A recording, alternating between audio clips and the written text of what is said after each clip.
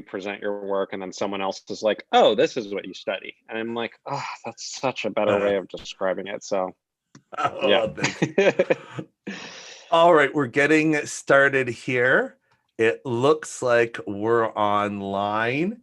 So welcome everybody to another meeting of the Queen's College Sociology Workshop. I'm Joseph Cohen from the Sociology Department, and I'm here with the committee members, Charlie Gomez. Charlie. Hi, Joe. Hi, everyone. And Hongwei Xu. Hongwei, I think you're... Hello, everyone. Welcome back. It's a great background. I didn't see it now that it's on speaker mode.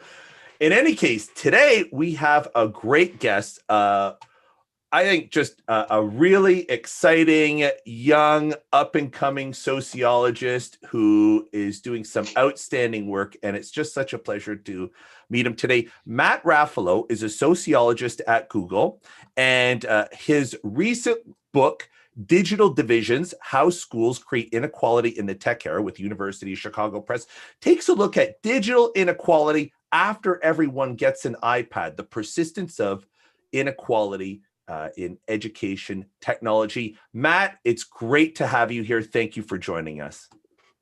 Thanks so much for having me. And now I guess we'll get started. Charlie, Hongwei, we should have worked this out before the live stream started, but do you guys want to get us kicked off on welcoming Matt and the questions and all that? Or do you want me to get the ball rolling? You should get the ball rolling, Joe. All right. Well, it's great. First of all, Matt, why don't we start with like an overview of the book, what you studied, and sort of the big take homes from the study. Sure. Should I do the PowerPointy stuff or just kind of casual totally. chat, whichever? Oh, sure. Okay. I think you should do the PowerPoint. What'd you say? Sorry about that. I think you should do the PowerPoint. That's all I was going to say. Got it. I am a fan of a nice visual. Yeah, so maybe I'll just kind of skip around a little bit.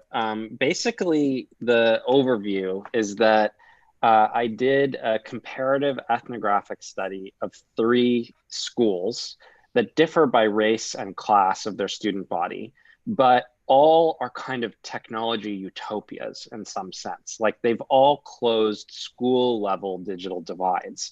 And I think this was something that really excited me because, you know, there's a lot of rhetoric out there. I've got a slide on this a little bit, you know, and I'm sure for educators in the room, you know, there's this kind of feeling that technology, especially in the 90s and early 2000s, the rhetoric was really that technology was going to save education, you know, like it's going to change everything. It's going to help personalize learning. It's going to be, you know, I think my favorite is that technology is the great equalizer, you know, this idea that it's going to create equality where we've struggled forever.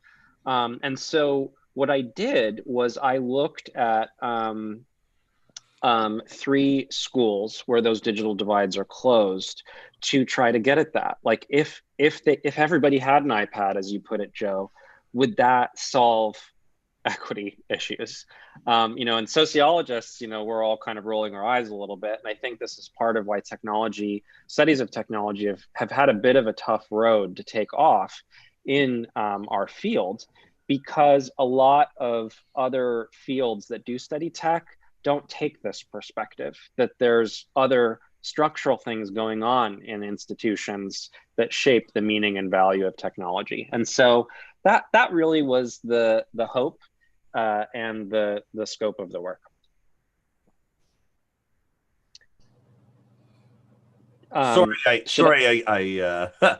I got muted there, had a little trouble. Can you start us off by hitting the big points of like, you know, what did you find? The key takeaways? Yeah. And maybe I'll just kind of go through the deck, and feel free to interrupt and let me know if you have questions along the way. One of the stories I like to tell is just, you know, in the face of this question of like, oh, technology is going to make things more equitable, is I don't know if you all remember this, but there was this news story in 2015 featuring a 14-year-old at a school in Texas who was actually really good at digital technology use in the way these kind of prophetic claims about schooling seem to suggest. His name was Ahmed. He was a digital tinkerer, and he used technology available to him to quite literally build a digital clock on his own.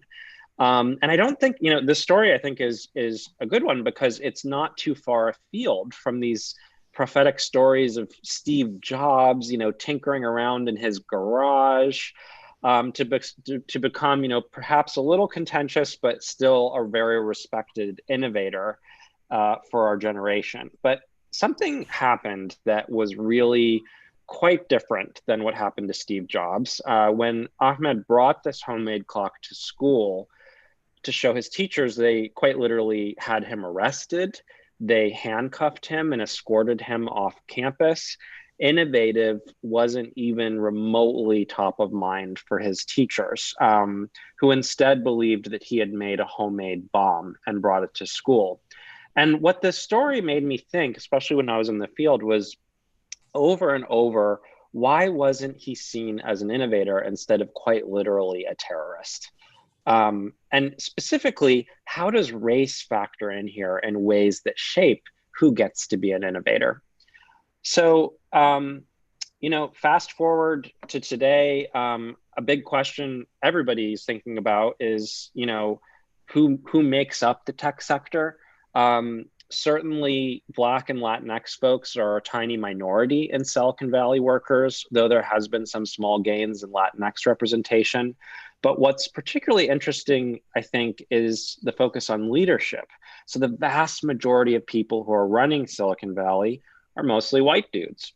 And I think this is a big question that could and should be looked at from many different angles. But, rooting it in the project that I have been doing, I just kept thinking again and again about that story of Ahmed and his digital clock. And I just couldn't shake this question of what's happening in schools? How are teachers treating kids' digital play, especially if in this era, what play looks like is often, learning how to mess around with digital tools and develop skills along the way to be able to play with them.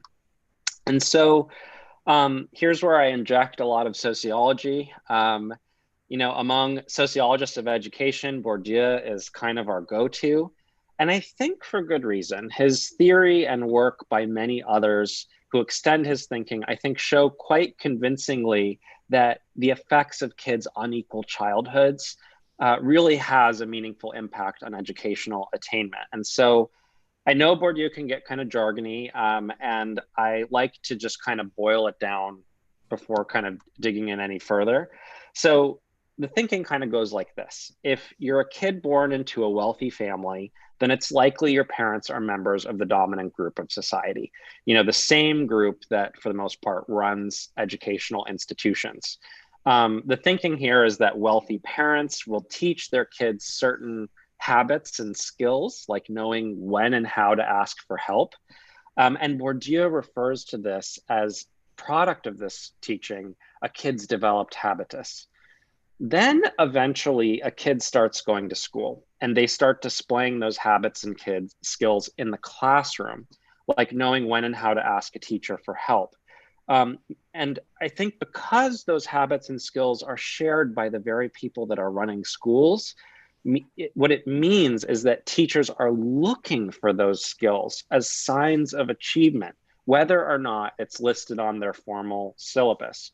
And so what happens then is teachers reward those displays with achievement, which is what we call cultural capital.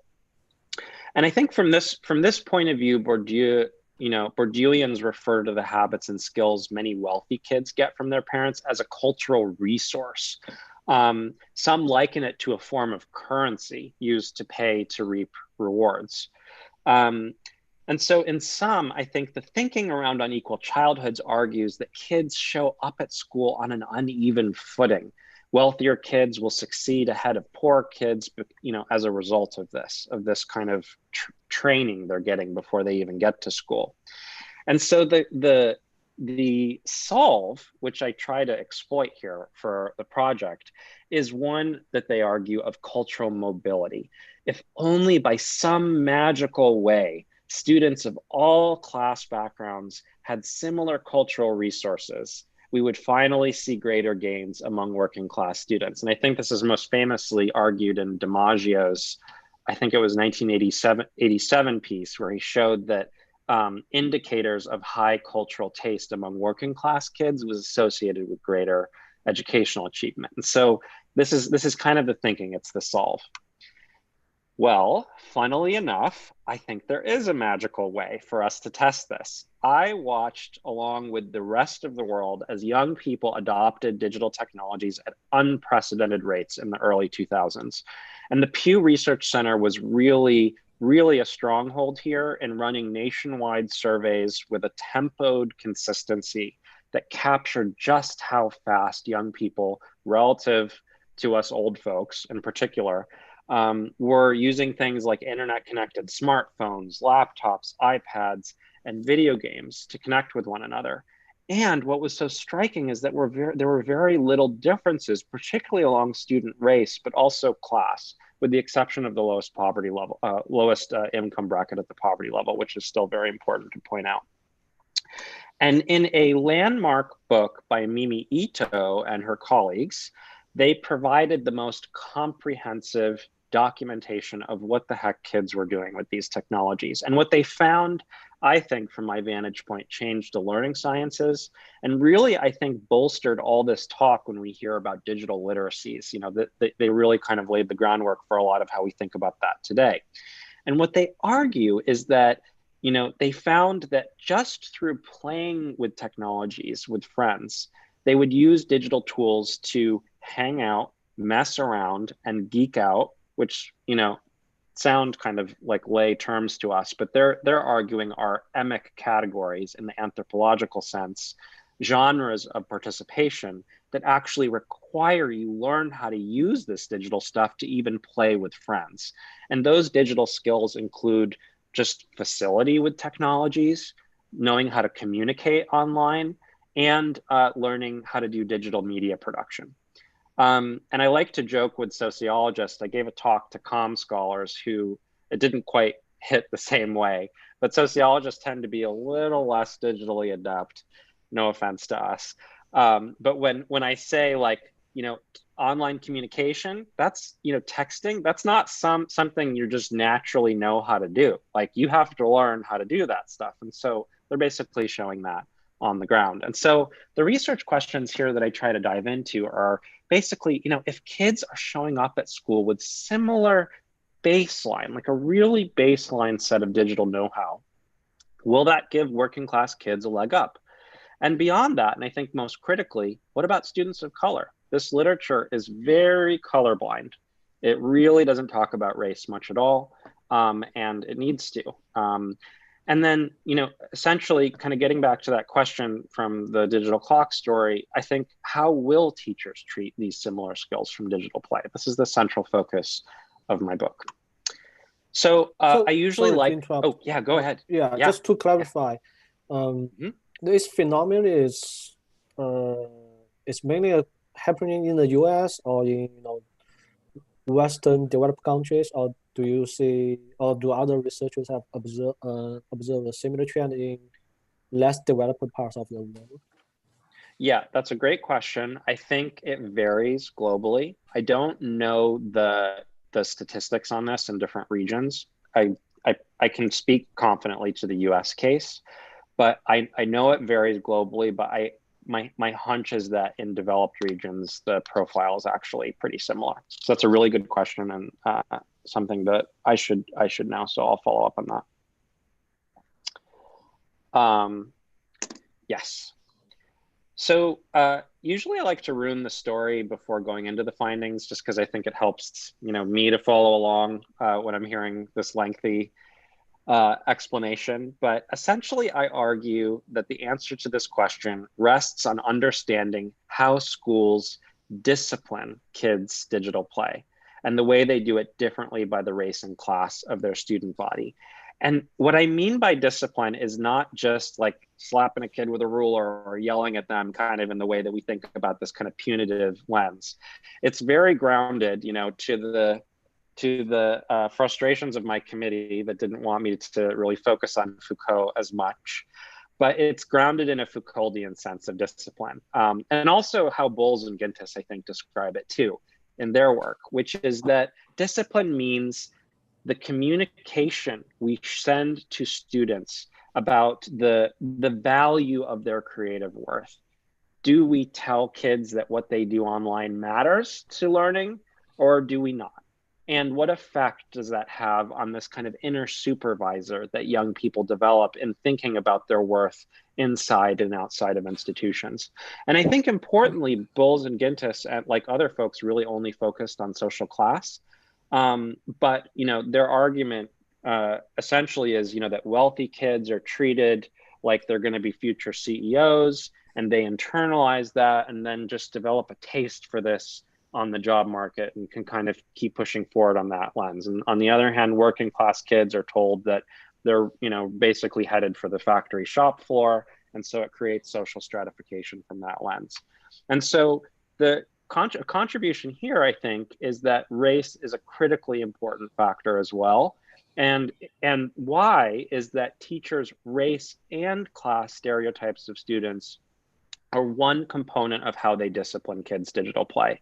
I find that a school for mostly wealthy white kids, their approach to digital play is that whatever they do online is essential to achievement. But at schools serving less affluent students of color, it is instead these very similar forms of digital play and skills from play are irrelevant or threatening to achievement.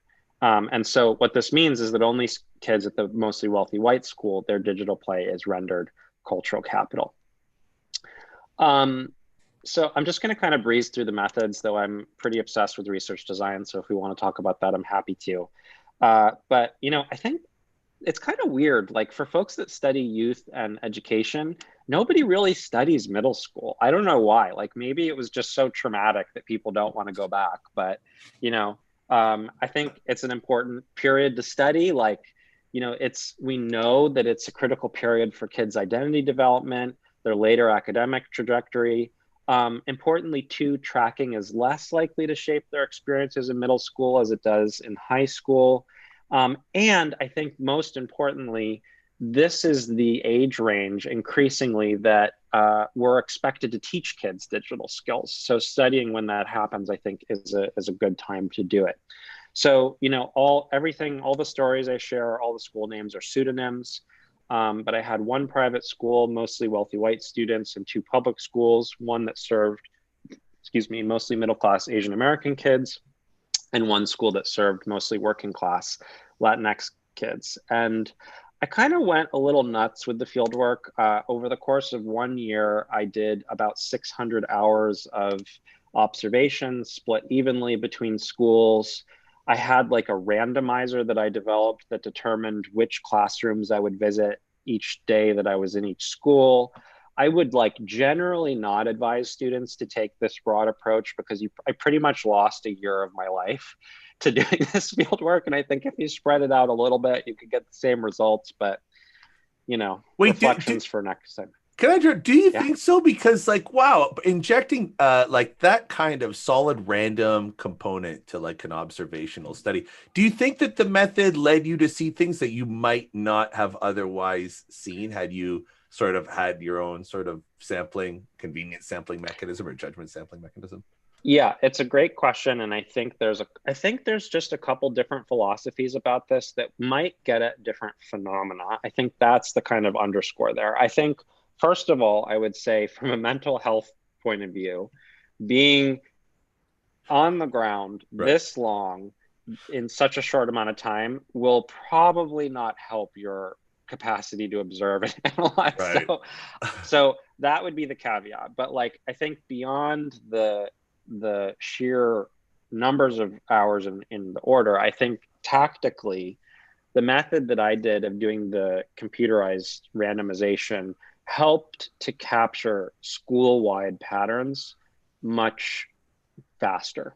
Right. And it helped me provide a very high-level understanding of just what the pattern behaviors were at the school level.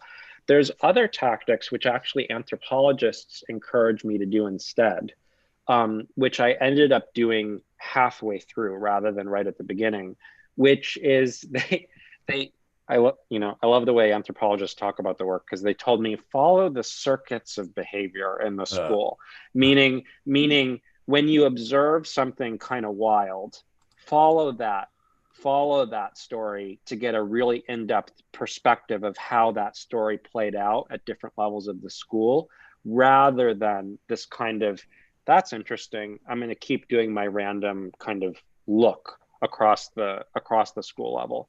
And I think there are just different trade-offs. Like what I did is for the vast majority is I did that randomization effort, but then as patterns became clear, I then tried to do some deeper dives, which is reflected in some parts of the book. So really interesting question. And that's just the approach that I took.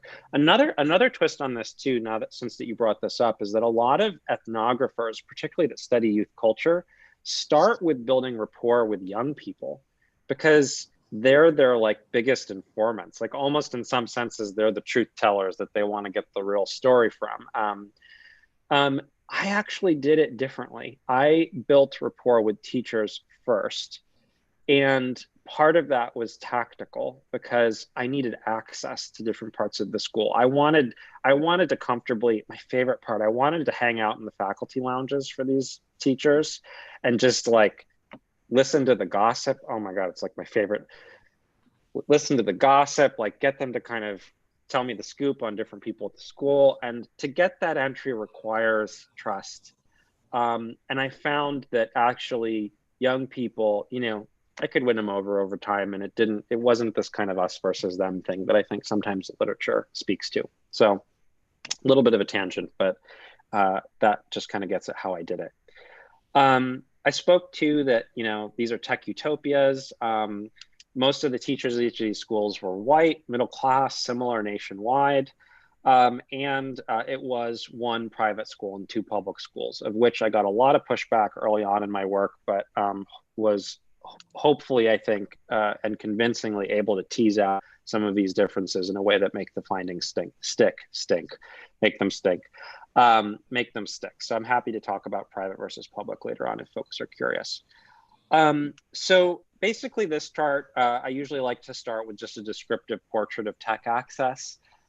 These data are just from the interviews I had with students. I interviewed a strategic sample of 8th graders at the end of the academic year at each school in classrooms where the patterns that I observed from observation were strongest. So that was my tactic for interviewing 8th graders. But essentially the point is much like that purple line on the right hand of the first two there, is that, which is from Pew data on national access, is that we see generational similarities in just basic access to technology, including at least one internet-connected laptop, gaming system, iPad, etc. And there were important differences in terms of the quality of technology that kids had access to. And this is especially important today, because remember, this study I did at a time before pandemic when you didn't need, like now you need technology to access school. Before this was more of a debate of like, should cell phones be allowed in the classroom and things like that. Though I think there are some interesting connections in the findings to what we see today, and I'll come back to that at the end. But for the purposes of this project, kids had enough of a baseline access to digital technologies they needed to play online with friends and develop basic skills touted by educational researchers, which I'll go through next. So given Bourdieuian thinking, which rests, I think, a lot, and too much so, I think, on parents as a source of kids' development of skills, I needed to know where kids were learning, how to play, how to use digital technology. And when I asked if they were learning technology from their parents, they pretty much all laughed in my face for the most part. So for example, Daniel, an Asian American youth from Sheldon, said, "I'm the techie of the family. My dad is good, but I'm better." Maggie, a white youth from Heathcliff, said, "I know how to use programs that even my parents don't even know how to use." And Bailey, a Latinx youth from Chavez, said, "My brother and I are both the tech experts of the family. We fix computers and programs together." So they weren't getting this from their parents is the underscore. And I think, particularly this will change as parents, get more up to speed with tech. But at the time that I did this study, they were primarily getting it from play with peers. And so what are the things they learned online? There are two genres of digital skills. The first is online communication. And I mentioned that this is not something that people just know naturally. They have to learn how to do it. And kids had to learn how to do this stuff to play with friends. That included communicating across social media, how to text, how to share and collaborate online, like on documents, even to just plan an event. And a second genre of skills is digital production. This could be anything from creating and sharing new media, like an audio, image, or a video, all the way to coding a program, creating a world within a world, like learning architecture or physics to kind of build a little world within a video game. And this example on the right is an example of jailbreaking. This is not a Game Boy. This is actually an iPhone. And some of the students in my study did do this, where they kind of hacked into the back end of their devices to make them like gaming systems to play with for fun. And kids would kind of teach each other how to do this. So in the story so far, I've learned that at each school, no matter whether students were Asian American, white, Latinx, no matter income, they fit a national portrait of baseline digital access and basic digital skills in online communication and digital production. So the question now is, what happened when students brought these digital skills from play to school? At Heathcliff, the school primarily serving wealthy and white students, teachers there saw these digital skills from play as essential to school. So for example, Mr. Kraus, the school technology manager, explained to me, I always use the example of Steve Jobs going into his garage and tinkering around. Why can't the garage be at school?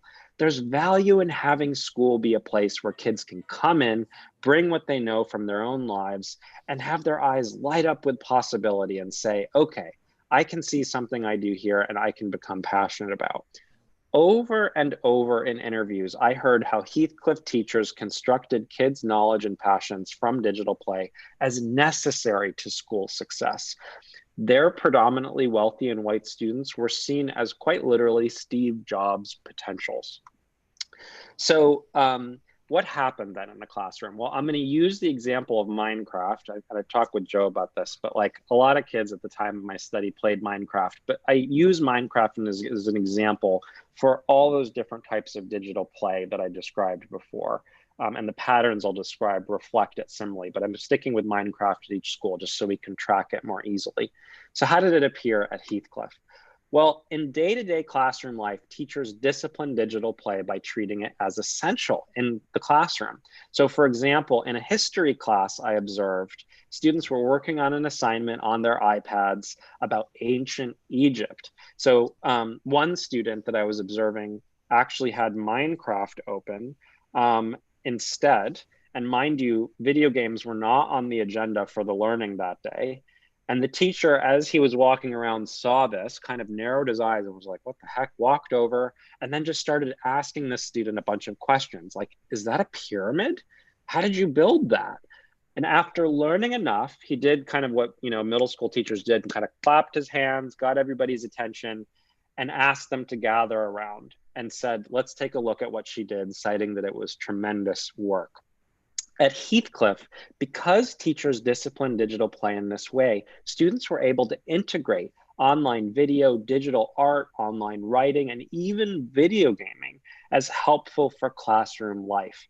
And disciplining play in this way thus activated kids' knowledge as cultural capital for success. All right, so what was it like at other schools? And the story is quite different.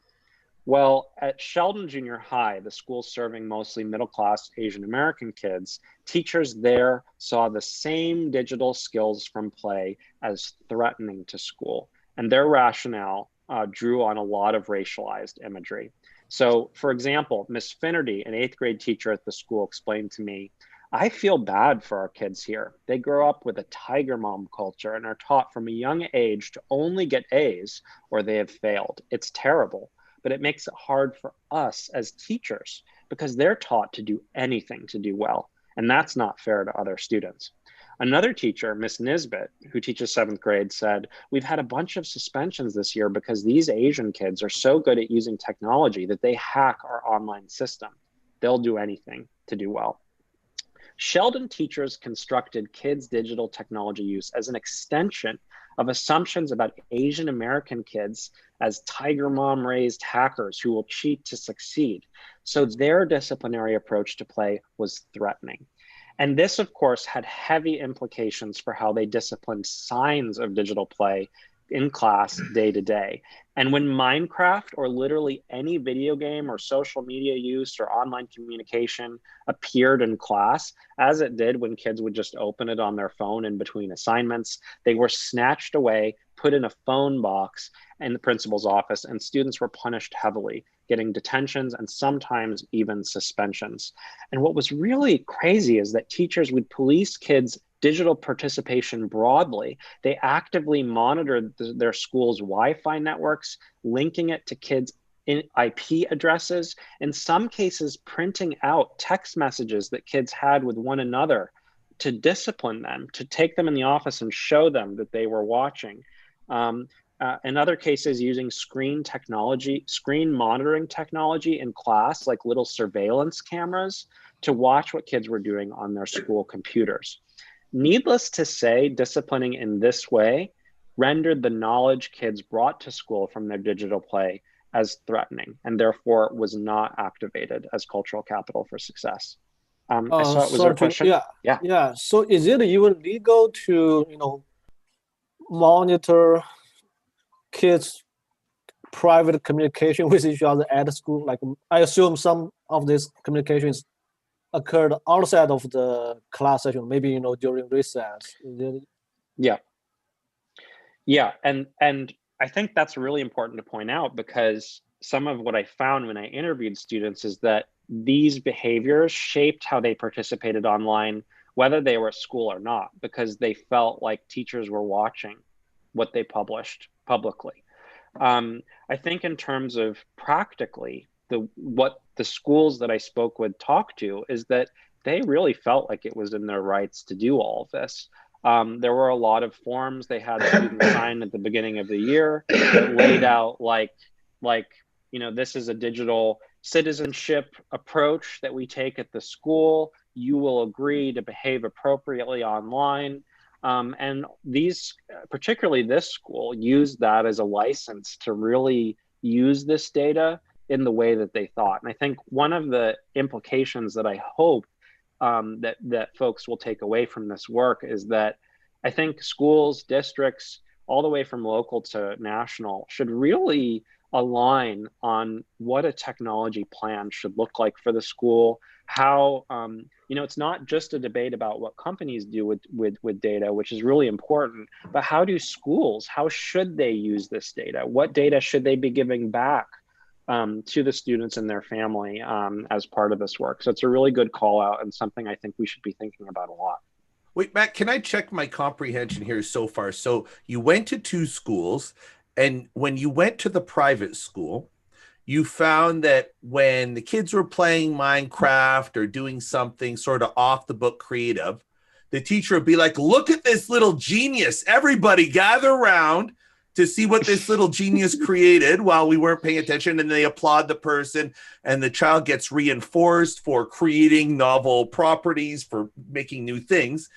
And then you're saying when you went to the predominantly Asian school, they were like, hey, stop creating stuff. Your job, because I know your mom's a tiger mom, is to ace the SAT. So get back to your multiplication tables and don't create. And what I'm gathering from what you're saying is there was a sort of an implicit encouragement to create when you were looking at elite kids. And when you were looking at the Asian kids, even though they were high skilled, the teacher would be like, stop making stuff. Just do what I'm telling you to do. Is that basically what you're saying? 100%. With the important note that the racialized imagery that they drew on, they only felt comfortable sharing to me. Oh. Even when students of color would show up in the classroom, it was like, we're changing what we're talking about. And so I think this is an important underscore because, you know, folks who write about colorblind racism, like Bonilla Silva and others, like, you know, a lot of white folks will say they're not racist, but in practice and in the confidence of other white folks where they feel trust, will share, you know, that they carry this racialized imagery with them and are using and are employing that imagery in how they choose to act in the classroom. So yes, really terrific kind of summary so far. Matt, can I ask you a question about the material or the digital material or things that they were using? I mean, did either of these schools, and the third one you're going to talk about, did they use any digital material to explicitly teach stuff, or is it all like sort of the side, like, you know, coming in with like, I don't know, TikTok or something? Now, I mean, is that a correct approach? I mean, because I thought some of these schools were trying to actually use this stuff to teach stuff, and I mean, as we've seen with the pandemic, you know, there's massive disparities in access to digital stuff. Yes. You know, CUNY had to shut for an extra week to try to get people Surface tablets, and you know, then there's the whole issue about do they have decent bandwidth connections, and so you know, so I think I'm just wondering. So neither one of these two places actually had technologies as an explicit part of the curriculum, or had, well, not that. They might have had that, but did they use technology to teach it all? Yep, great question. And so I think you're bringing up two really important points here. One is, which level of the digital divide are we talking about? And those of us that study this stuff actually argue that there are three, as if one wasn't hard enough to keep track of.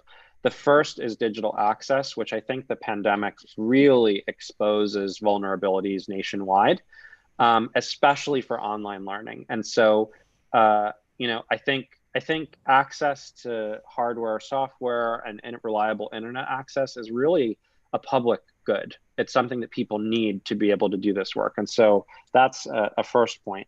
The second is, I specifically sought out schools that were tech utopias. So each of these schools said that they believed technology was kind of fitting that prophetic imagery I shared earlier. It's going to change learning. We believe in it.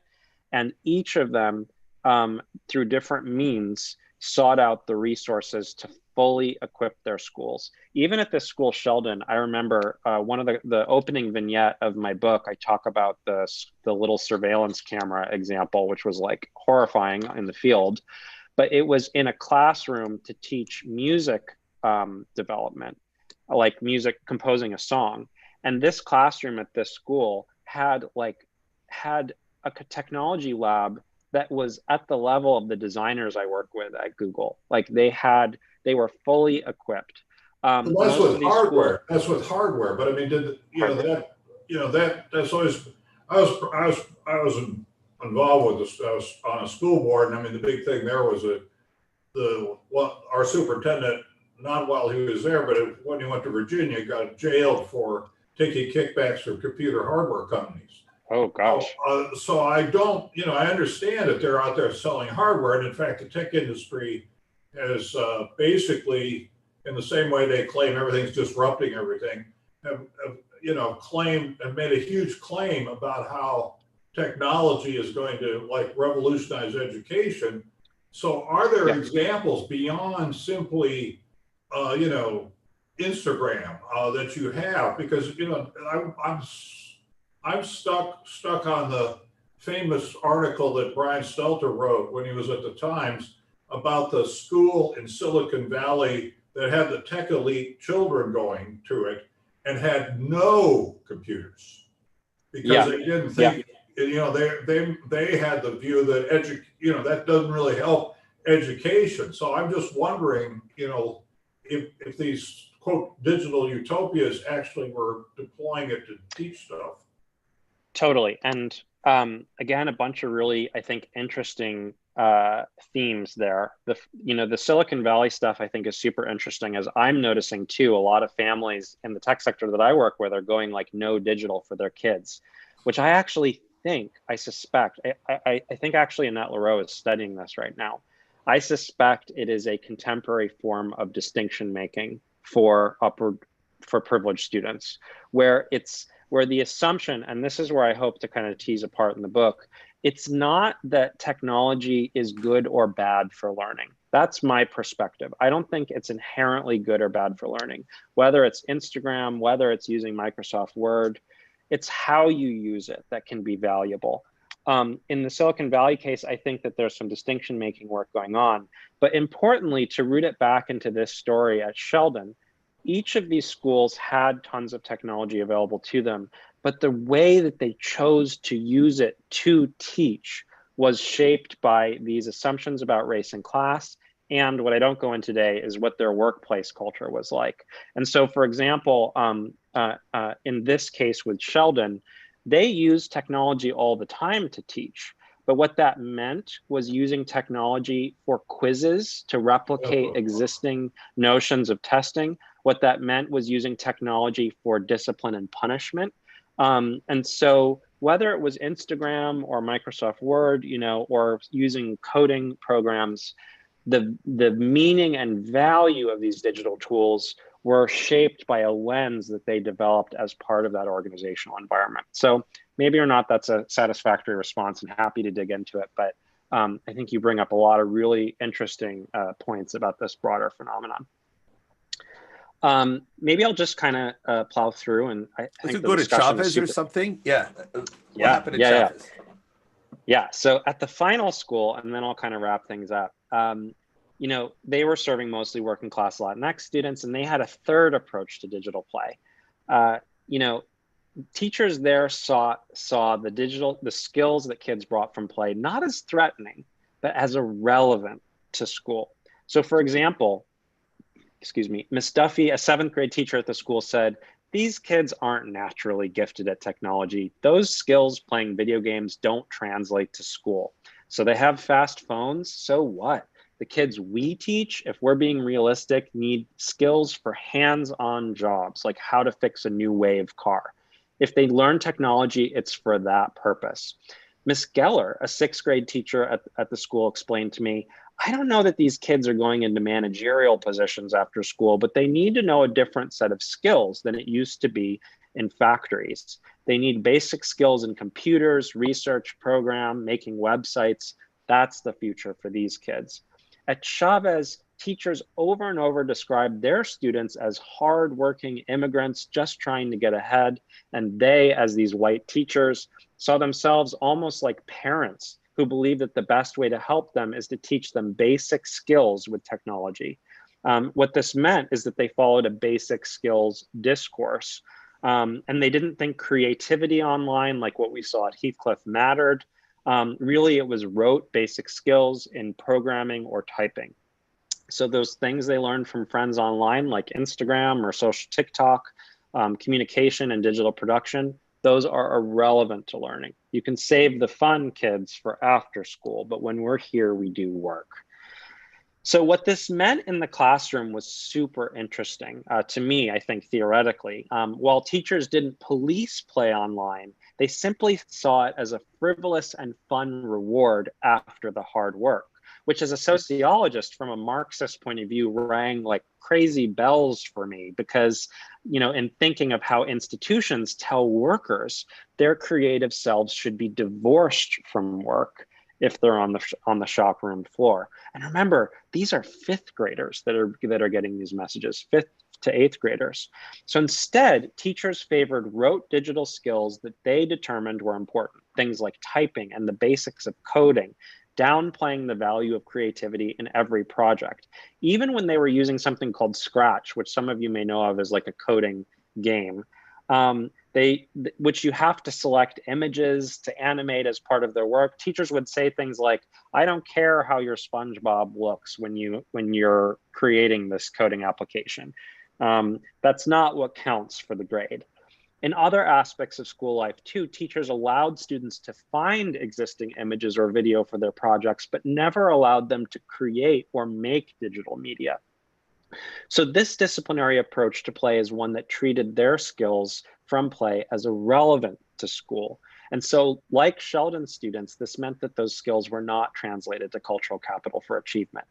So I have just a couple more slides and then I'd love to pause for discussion. But really, in summary, I observed 3 approaches to kids' digital play. At Heathcliff, teachers saw it as essential and therefore activated it as cultural capital for achievement. But at Sheldon and Chavez, schools serving less affluent youth of color, they saw them as threatening or irrelevant. And what this shows, I think, without even going into the mechanism that describes why they're doing this, is that our theory of cultural mobility is false. Even if kids share a similar baseline set of skills, a cultural resource that, is increasingly valued, these digital skills by educational institutions, they're treated differently by the race and class of their student population. And I think just one last bit, I'll skip the Bourdieuian mumbo jumbo. How did this affect kids after school? This is what I think is like totally blew my mind. So remember at Heathcliff, they told them that what they did online was essential to schooling. Well, when I interviewed these kids, they talked about how they internalized these messages as what they did online is essential, and then would behave online in a public way to garner the attention of teachers, but also future college officers that might look at their online behavior or even future jobs. Some of these kids even had LinkedIn accounts. 8th graders had LinkedIn accounts as a way to display the essentialness of their online worth. But at Sheldon, remember they told them that what they did online was threatening. Kids weren't thinking about future colleges and future employers because teachers were telling them that what they did online was bad for school. And so instead, what these kids did was they completely locked their social media accounts from public view. And what this meant is that their digital footprints are hidden from the public. And lastly, at Chavez, remember they were telling them that what they did online was irrelevant to school. And this, again, just really blows my mind.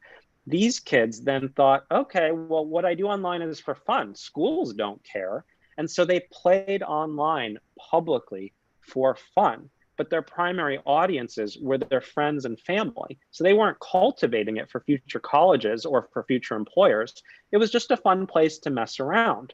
And so what this does is it potentially creates an asymmetry in the types of digital footprints that kids will leave online, where the wealthy white students that are told what they do online is a gift from God create LinkedIn accounts, and the other students either hide it from public view or create a public view that's not intended for colleges, it's intended for friends.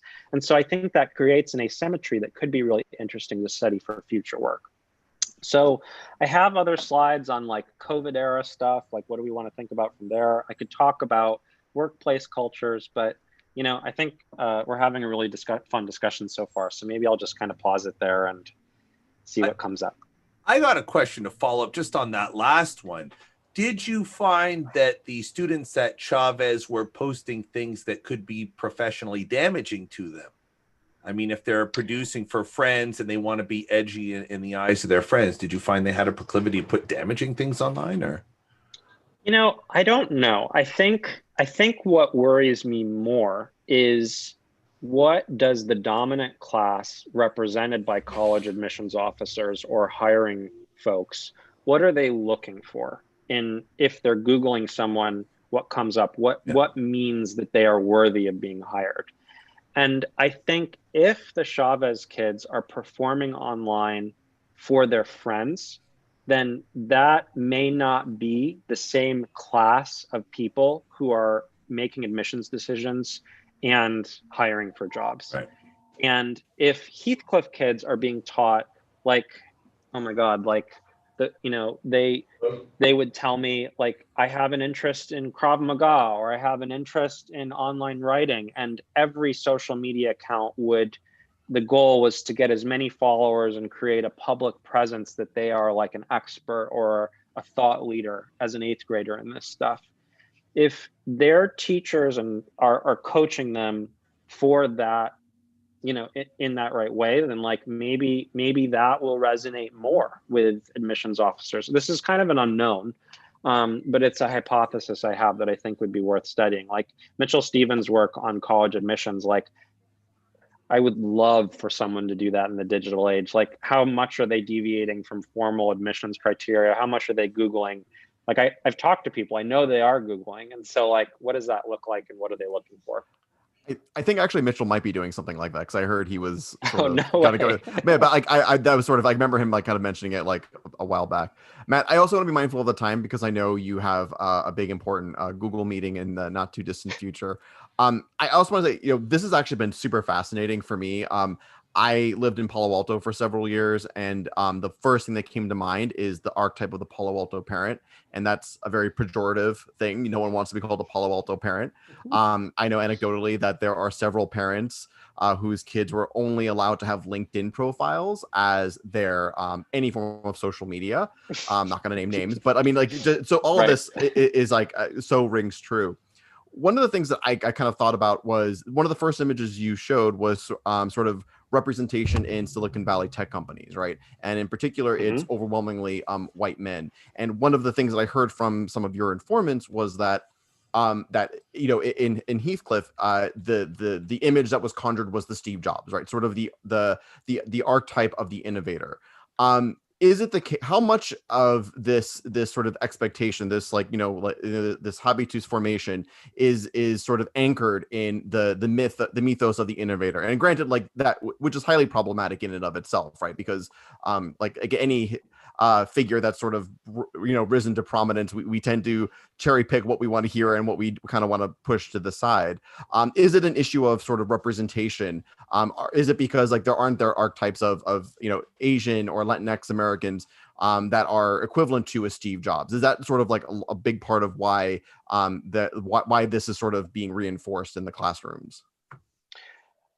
Great question. I think this story rests on two mechanisms. One is school level stuff and one is parent level stuff.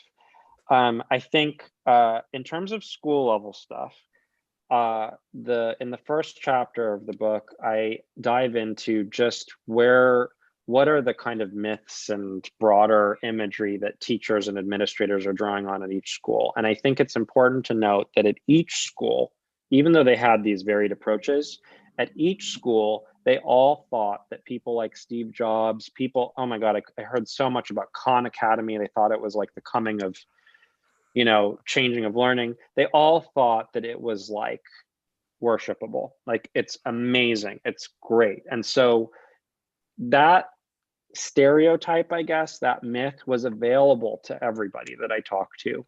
I think critically though, organization level factors like the workplace culture and the kind of assumptions that these white middle-class teachers had about their students were what filtered through those myths to create these perspectives right here, which I think these perspectives are what at the school level had a role in socializing habits and skills for kids. At the parent level though, I don't know. I think at the time that I studied this, parents, as I said, were not shaping the kinds of digital skills with the kids I talked to, but that's dramatically changing, as you know. And I think the standard Bourdieuian story of parent to kid will probably replicate itself again. But I do think that for people studying this stuff, to not treat race seriously would be a huge mistake. But there is actually some really interesting work happening right now on this front. I'll just give a little shout out to a new book. I think it's called Parenting in a Digital Age. It gets at kind of like how parents navigate technology panics and like economic strife. It's by Alicia Bloom Ross and Sonia Livingston, which gets into some of this. So a really good read for folks that are curious about that too. Matt, I have a more theoretical question for you. Sure. Have you thought how your work fits within the existing literature of, especially, are you familiar with the work of Jean Anion, who, she did a study in 1983 that is so similar to yours. Her findings are like amazingly similar. It's like really something to, the quotes you mentioned from teachers. She has very similar quotes. So have you thought of how to connect your work with her work and see how reproduction of social class reproduction is updated with this digital skill? Matt, a little bit fast because we have a queue of questions and I know you got to get out soon. Totally. Obsessed with her work, also obsessed with Paul Willis's work, Prudence Carter's work. These are all folks that I'm like standing on the shoulders of, and wouldn't have been able to do this without their work. I think what I hope to contribute is the race story, because most of that existing work is very class focused. And I think critically, what I didn't talk about today in the third chapter, I think builds on their work as well, which is about the workplace culture that teachers inhabit that shape these very similar quotes that we're seeing across these studies. So super briefly, I draw on studies of organizations and workplace culture, and also folks like Victor Ray and racialized organizations, to argue that teachers have very durable workplace cultures. At Sheldon, for example, they described it as a hellhole. Other teachers, these women, they described other women as like mean girls who wouldn't let them sit with them at lunch. And that workplace environment created a threat orientation where they saw their peers as threats and their students as threats. And so when figuring out their disciplinary orientation, instead of drawing on stereotypes of Asian American students as model minorities, as they did at other schools, instead they drew on this threat orientation to see them as Tiger Mom raised hackers. So just a tiny slice there, but my hope is that I build on their work by drawing on a little more of the mechanism, which I think has to do with racial stereotyping and workplace dynamics that teachers interface with.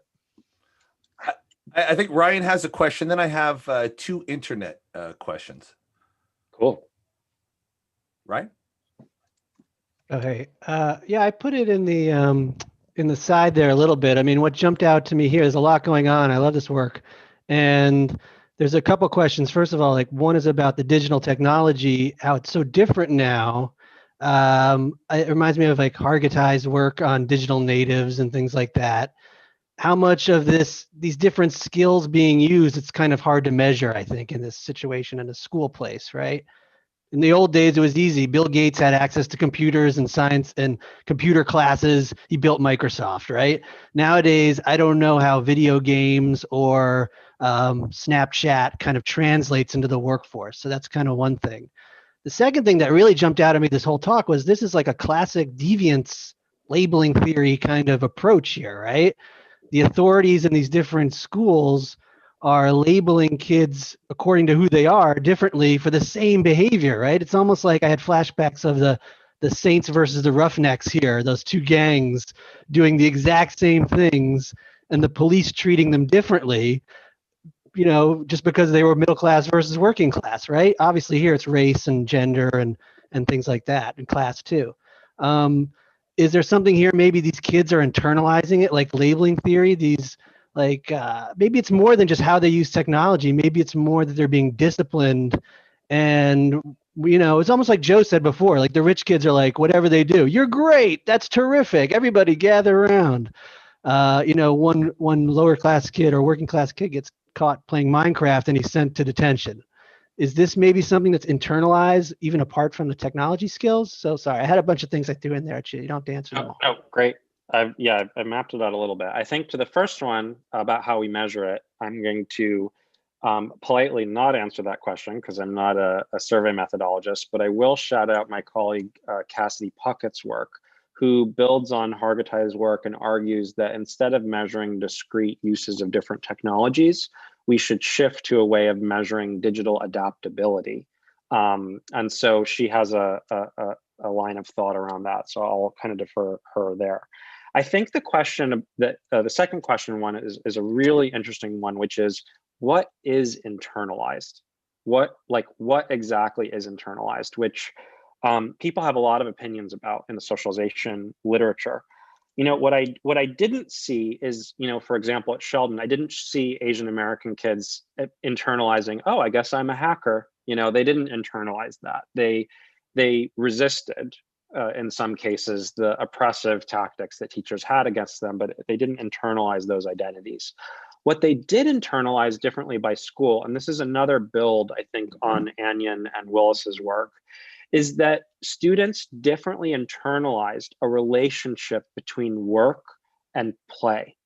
At Heathcliff, they internalized that relationship as work and play are essential. They're intertwined.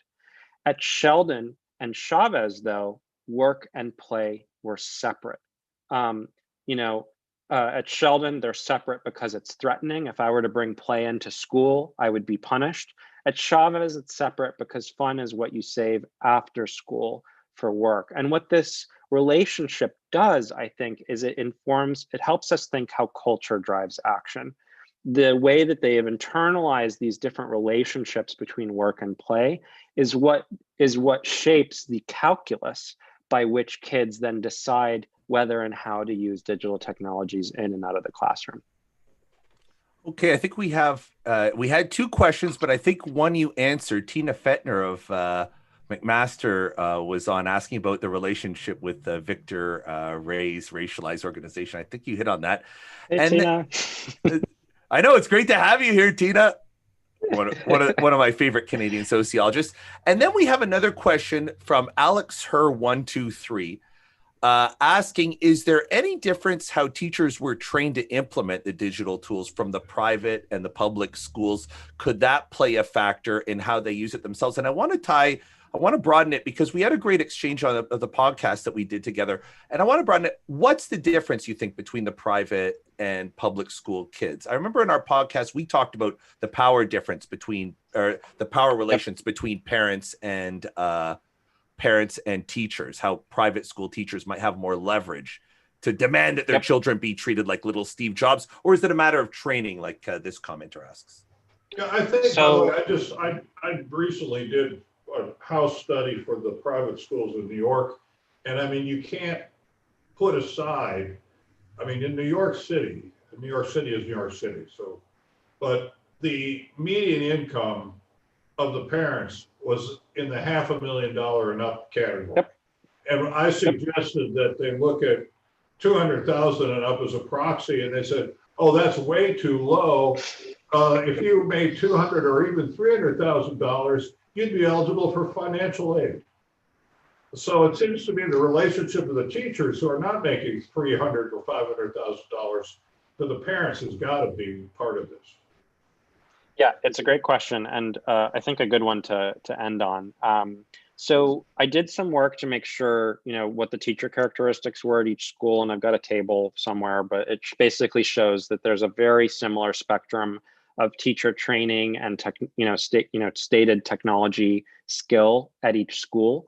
I think importantly too, just because sociologists often ask this, I was able to rule out one thing in particular that plagued me while I was doing this, which is that private schools don't have the same demands for standardized testing that public schools.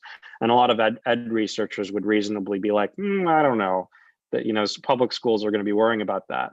This is one of those times where I was given a gift from the ethnographic gods, because the year that I was in the schools, they were rolling out a new standardized test that was computerized, and it was a trial year. And so 100% of the teachers that I spoke with said that in other years, they'd be worried about testing, but they felt like they couldn't be evaluated against a test that nobody knew what it was or how it would work. And so I benefited from that a bit. But critically, this is where we get to the workplace culture stuff. At Heathcliff, teachers really ruled the land. They were able to waive their hefty ticket for entry, which veered in towards $15,000 a year, to be able to have a lot of influence over the day-to-day school life. And one of my favorite examples of this is how teachers would describe the tyranny of parent baking. I shared this example with Joe before, but a lot of parents would just show up unannounced with baked goods to put in the back of the classroom. And teachers, all the teachers were like, this is not This is not to give the kids baked goods. It's so that parents can surveil what's going on in the classroom and hold teachers to the fire with examples that they could bring in if they're not using the latest and greatest technology, or they're not describing their students as quote unquote little historians or little scientists. The parents really were able to kind of wave their dollar to be able to demand that their students be treated like elites, which is, I think, a big part of the story here in why digital play was treated as essential. All right, Matt, it is 1:22 p.m. Eastern time, and I think you have to get rolling. I want to thank you. I'm just such a fan of this work. It's just been great having you here. If any of you are joining us from YouTube and you want to hear more about Matt, the latest episode of the Annex Sociology podcast features a 1-hour one-on-one with him, and it's terrific. You can check it out at theannexpodcast.com. Matt Rafalow from Google, his book is Digital Divisions, How Schools Create Inequality in the Tech Era, with the University of Chicago Press. Matt, thanks so much for coming. Thanks for having me, and thanks for all the really great feedback and questions. Thanks so much, Matt. We really appreciate it. Fascinating. Super fascinating.